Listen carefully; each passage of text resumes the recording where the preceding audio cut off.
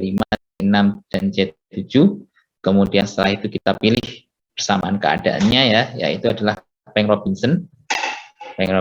Kemudian kita masuk ke simulasi.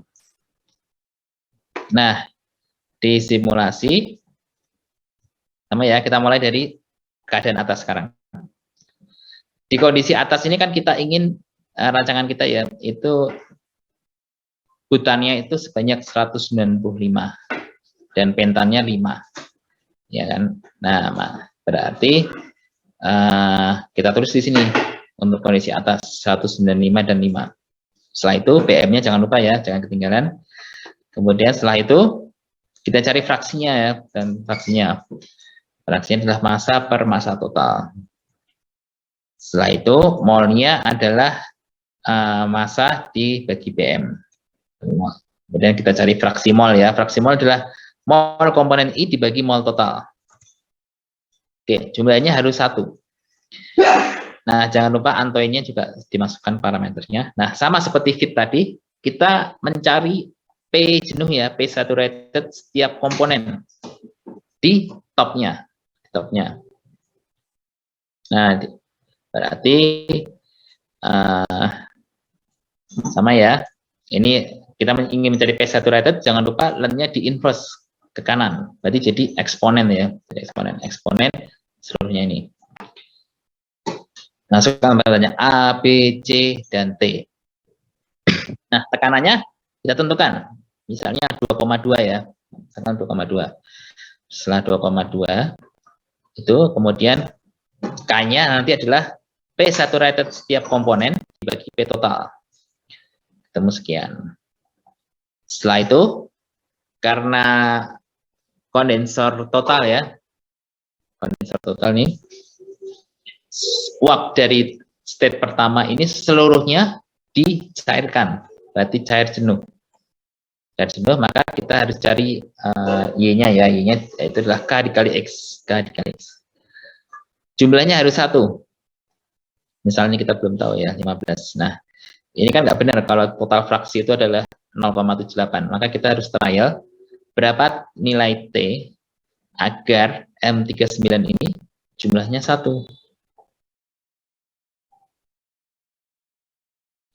22 ya, 22,72.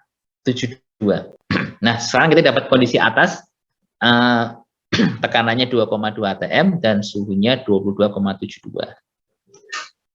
Jelas ya sampai sini ya. Nah, kemudian jangan lupa mencari alpha I-nya, yaitu volatility-nya. Saya lupa yang fit tadi juga, tapi logiknya sama.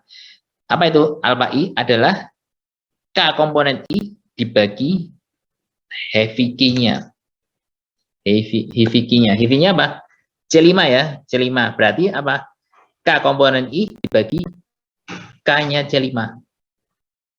Berarti untuk alpha C4 adalah 1,10 dibagi 0,28.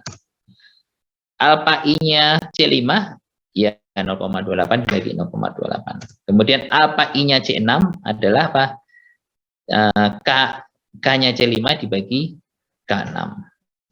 Alpha I-nya C7 berarti 0,02 dibagi 0,28.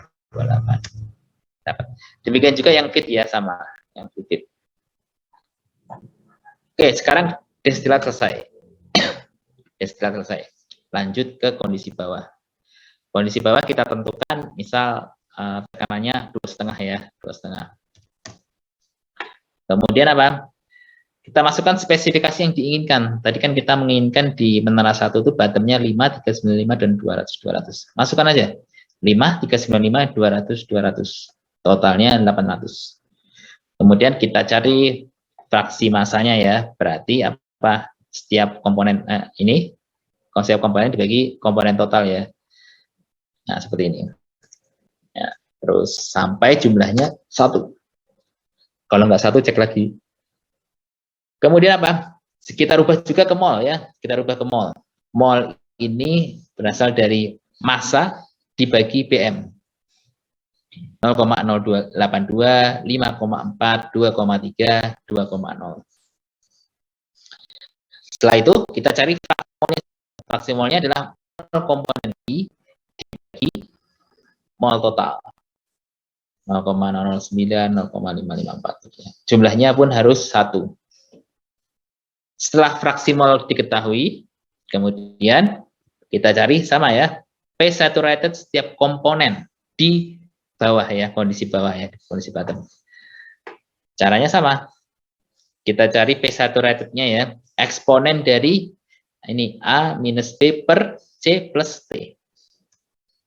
Setelah P saturated setiap komponen dapat, kemudian kita cari K-nya. K-nya yaitu adalah P saturated setiap komponen dibagi P total.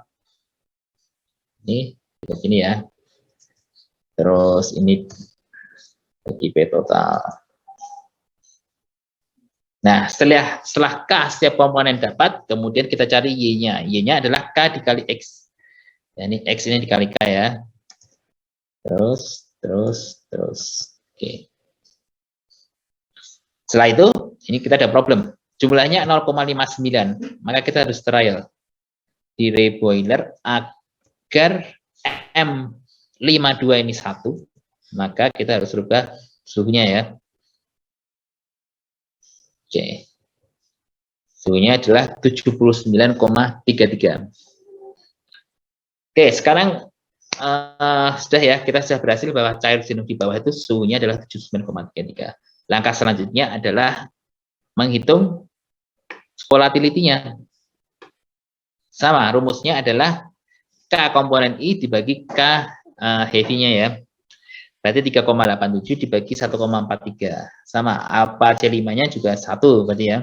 Kemudian alpha C6-nya 0,55 dibagi 1,43. Kemudian untuk alpha C7 0,22 dibagi 1,43. Ya, selesai untuk kondisi bagian bawah. Jadi di sini kita lihat kondisi atas adalah tekanannya 2,2 atm, suhunya 22,72. Kemudian untuk kondisi bawah, tekanannya 2,5 atm, suhunya 79,33. Setelah kondisi atas sama bawah dapat, kemudian lanjut ke menentukan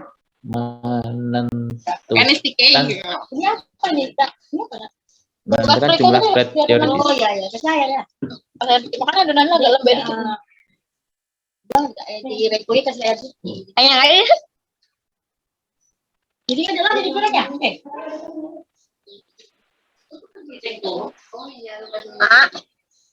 Ya itu apa? Oke. Setelah itu menentukan jumlah plate teoritis ya, jumlah plate teoritis. Nah, N minimum. Kita akan mencari N minimum. Nah, untuk mencari N minimum itu seperti yang sudah kita bahas rumus kemarin ya. Itu kita sampai ke langkah ini ya. Ini N minimum sama dengan ln dari XLK per XHK pada destilat ya dikali XHK per XLK di bottom dibagi ln alpha average, di mana alpha average adalah akar dari alpha top kali alpha bottom ya, di mana alpha top adalah KLK dibagi KHK, kemudian alpha bottom adalah KLK dibagi KHK di bottom.